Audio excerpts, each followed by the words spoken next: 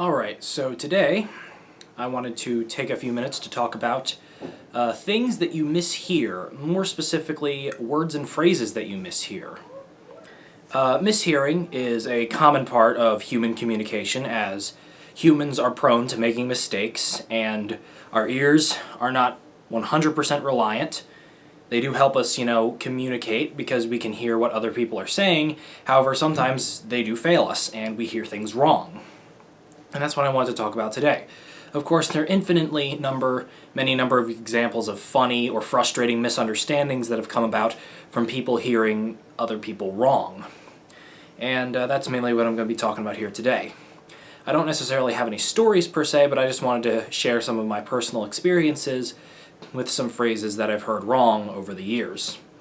Two common phrases that at least my parents always said a lot when I was a kid that I heard wrong. The first one being play it by ear, which when I first heard that phrase, I thought it was play it by year, like 365-day span of time. So for the longest time, I thought it was play it by year, but it's actually play it by ear. So I did not actually even know that until about 2 years ago. So the first 17-ish years of my life, or 18-ish years of my life, I thought I knew that phrase wrong. Sure, it was by a margin of one letter that barely makes it sound any different, but nevertheless I had heard it wrong. Another one was the phrase falling apart at the seams. Of course, a seam being, a sewing point for a doll or maybe a shirt in some cases. But I thought it was falling apart at the scenes with an N instead of an M. So, at the scenes, like it's like a movie scene, like they're shooting a movie or a TV show, something like that. So, again, very similar and very easy to misunderstand and misconstrued because it's so similar sounding.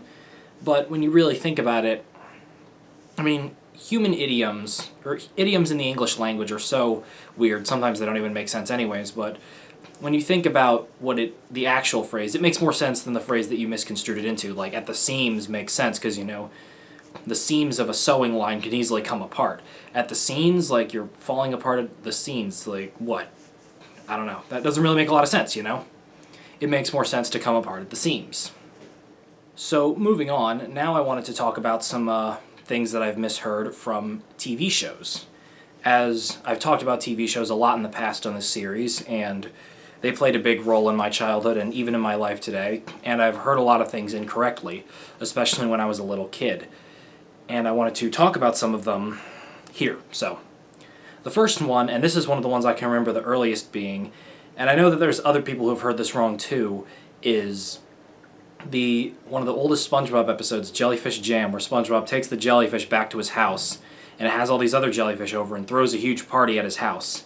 The ending joke of that episode where Squidward is getting into the bathtub with all the jellyfish stings around his body, and he gets into the bathtub and the French narrator goes, "Oh, I felt that." Of course, with his French accent, it's hard to distinguish what he's saying as it is, but for the longest time I had no idea what he was saying. It turns out what he was saying was, "Ooh, I felt that," but with the accent and just with the way he says it so discreetly, for the longest time I had no idea what he was saying. At one point I thought he was saying "poor critter" or like "poor guy" or something like that. But nope, not the case. And of course, bouncing off of that, that can also lead to how sometimes quick little tangent here, but sometimes accents can lead to misunderstandings and mispronunciations. And someone who is currently in college, I can kind of relate to that, as sometimes you have a professor who is of a different nationality and English was not their first language that they spoke, and because of that they might speak English with a heavy accent and it might be a little harder to understand them. And in turn, you might mishear some of the things that they say. I haven't had any of these professors to the point where it was impossible to understand them, but sometimes it can create a bit of a communication barrier, but as long as I, am patient and stick with it, I'm usually able to overcome that. So yes, accents can sometimes cause to mishearings as well, and of course sometimes, different nationalities might pronounce things differently, like the United Kingdom or Australia might pronounce things differently in English than here in the US than we do. So that is also the case. And then going back to TV, so another one from TV is that theme songs in TV are always very fun to sing along to, if they have lyrics. Phineas and Ferb, DuckTales, there's a lot of cartoon shows out there that when me and my friends would watch them as kids, we would always sing along to the theme songs of the lyrics. But one of the ones that I could never understand for the longest time was the Fairly Odd Parents, because the way the song is sang, all the singers, their voices are low, and I mean, it blends well with the music, but their voices are low, and it's hard to understand what they're saying, especially in the part where Timmy is just like turning Vicky into all those different things. And it's just really hard because, it goes like really mod, Peapod, Buff Bod, Hot Rod, and they just list them off super duper fast. And, as I got older, the better I understood it. Because, the lyrics in the song go by pretty fast, and especially towards the end there.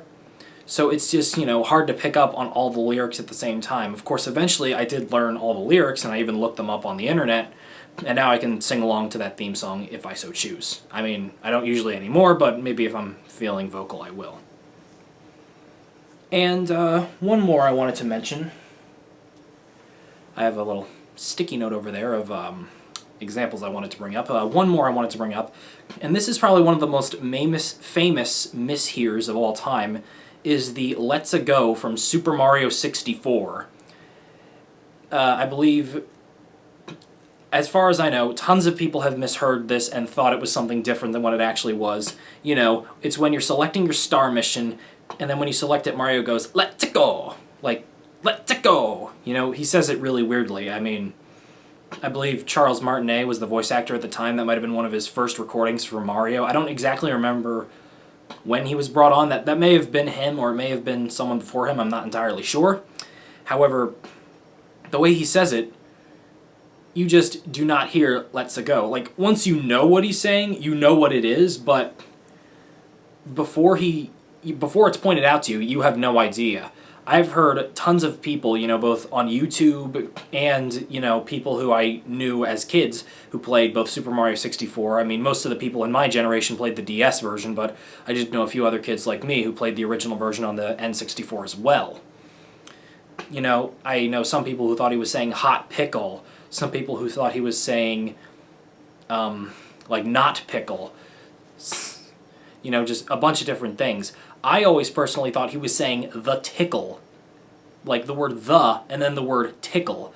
Even though that makes no sense grammatically, that's what I heard. I heard him say "the tickle," which, "the tickle," "let's a go." They kind of can correlate with the way it was pronounced. So that was always a little interesting. And then, of course, one of my other favorite childhood Mario games, Bowser's Inside Story. In that one, I remember when I first played that game, how when Mario and Luigi are about to go into battle, they, go, "Let's go, okie dokie." When I first heard that, I thought Mario was saying Mexico and Luigi was saying walkie-talkie. I don't know. I really don't even have an explanation for that one. It's just my 8 or 9-year-old ears just heard something different than what was being said in the game, and it's kind of funny in retrospect.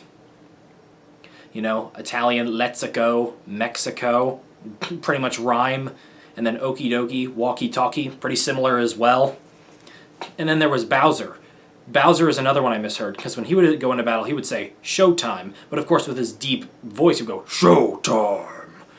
But me, being a little kid, I thought he was saying "Sodor." And I was like, what Sotor? Like Sodor? Like the island of Sodor where Thomas the Tank Engine is? I had no idea. I was like, there's no way that's what he's actually saying, but I have no idea what he is saying. And then later on, I found out he was saying "showtime," which makes sense, Showtime, time to show off your battle skills, that sort of thing. So, yeah, I don't know. As a little kid, I just misheard a lot of things. A lot more than most other little kids did, apparently. At least from what I've been told with friends, when we discuss this sort of thing. So those are some of my personal experience of hearing things wrong and just mishearing things and misunderstanding things in general. And it's led to some pretty funny revelations over the years. If you guys have any mishearings or misunderstandings of people saying something that you experienced, leave them in the comments below. And that's just about all I've got for this time, so thank you all for watching, and I'll see you in the next one.